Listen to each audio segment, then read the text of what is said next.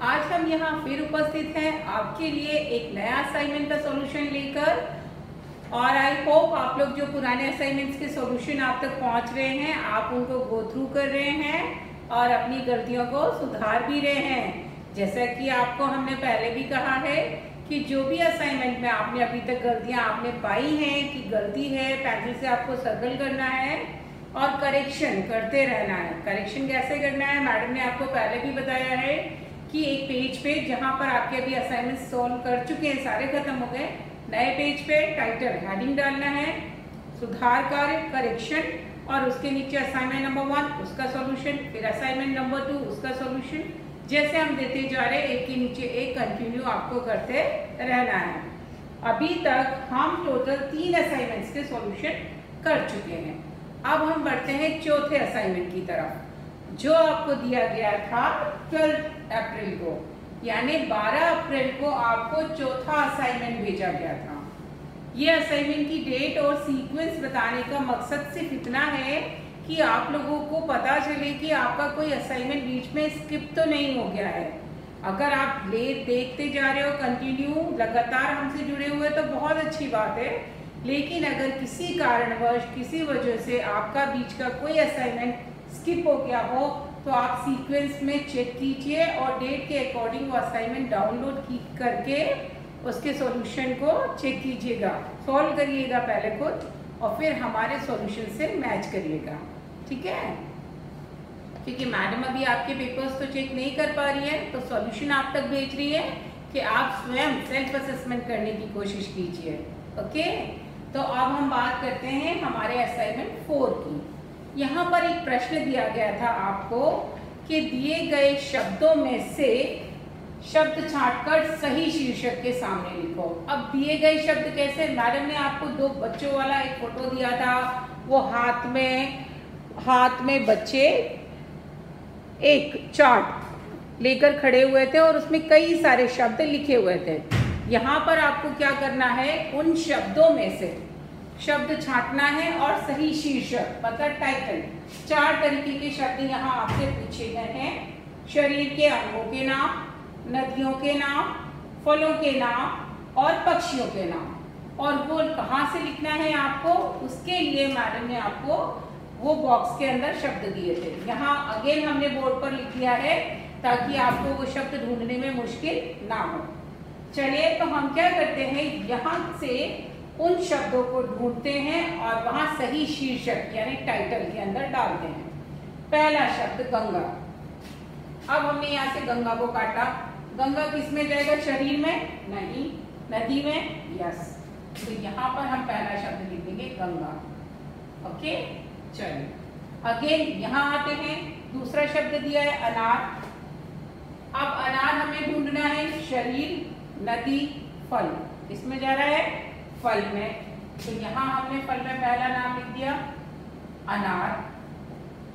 तीसरे शब्द पे बढ़ते हैं, नाक यानी कि नोज। ये तो नोज हमारी कहाँ है, शरीर में, तो कहाँ जाएगी, नाक। भी नाक को तो हमने अपनी जगह पहुंचा दिया। अब बात करते हैं पैर।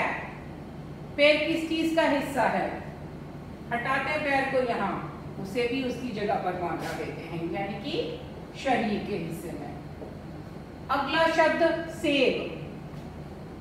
डॉक्टर कहते हैं ना, जो सेब खाता है डॉक्टर के पास जाने की जरूरत नहीं पड़ती, क्योंकि सेब बहुत ही गुणकारी फल है, तो फलों में पहुंचा देते हैं सेब को। लीजिए, हमने भेज दिया सेब। अब बात आ रही है केला। अभी केले को अकेला कैसे छोड़ेंगे, जब सेब गया है तो केला भी जाएगा, यानी कि केला भी फलों का नाम है, तो हमने उसे भी फल के ग्रुप में डाल दिया। अगला शब्द जामुन। जामुन, जामुन छोटा सा फल है ना, फल, तो यहाँ जाएगा जामुन फलों में। अब बात करते हैं अगले शब्द यमुना। हमारे यहाँ सदन हाउसेस के नाम थे, नर्मदा, ब्रह्मपुत्र, यमुना, सब क्या हैं, नदियां, तो यमुना किस में जाएगा, नदी में। अगला नाम कावेरी, ये भी नदी है।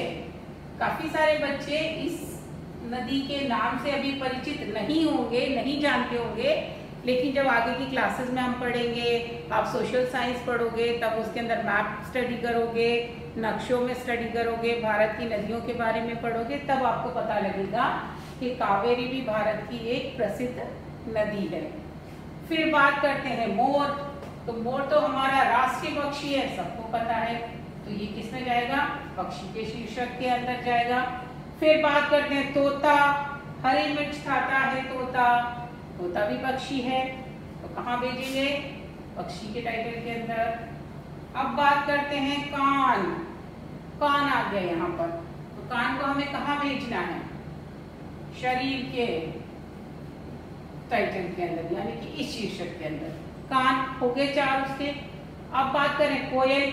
कोयल कहाँ आएगी? पक्षी, बड़ी ही सुरीली पक्षी होती है, मीठी आवाज में गाती है कोयल, डाल दिया। नर्मदा क्या है? नदी, तो नर्मदा हम यहाँ नदी में डालेंगे, तो नर्मदा के लिए हमारे पास जगह नहीं है, तो हम थोड़ा सा छोटा लिख लेते हैं, नर्मदा, नदी वाले टाइटल में। और लास्ट शब्द बचा है हाथ। हाथ को हम यहाँ पर भेजते हैं हमारे शरीर के अंगों के नाम। इस प्रकार हमने क्या किया? इस सारे बॉक्सेस में से शब्द छांटकर उन्हें अलग अलग शीर्षक के अंदर डाल दिया। तो हमारे पास शरीर के अंग कौन कौन से हो गए? नाक, पैर, कान और हाथ हो गए 4 शब्द। नदियों में गंगा, यमुना, कावेरी और नर्मदा 4 नाम हो गए। अगला फलों के नाम में अनार, सेब, केला और जामुन 4 नाम हो गए। फिर पहुंचे पक्षियों में मोर, तोता, कोयल, यहाँ पर 3 नाम हो गए। इस प्रकार हमने सारे नामों को यहाँ पर लेखबद्ध कर लिया।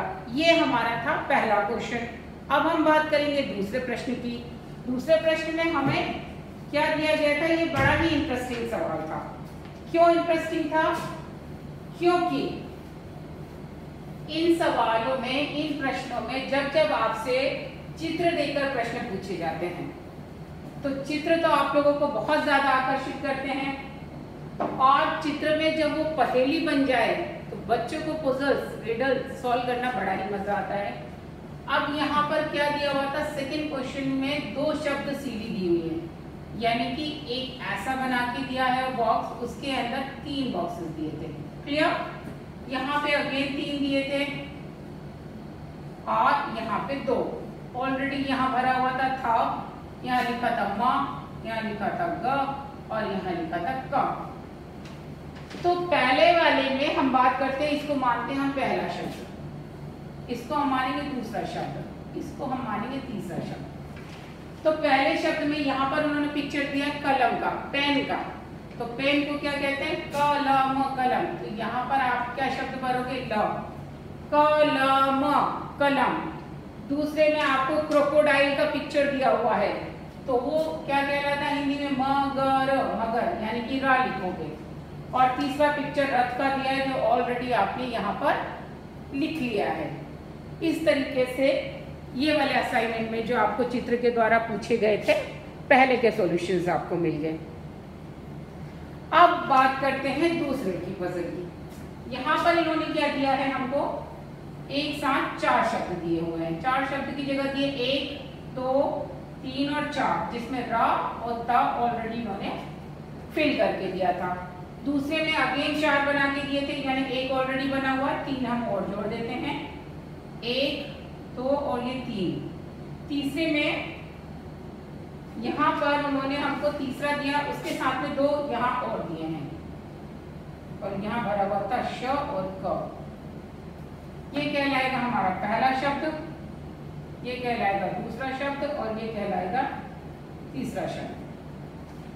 अब यहाँ रथ लिखा हुआ है, तो एक बालक हम देख रहे हैं एक्सरसाइज करता हुआ नजर आ रहा है, तो एक्सरसाइज को हिंदी में हम क्या बोलते हैं? कसरत।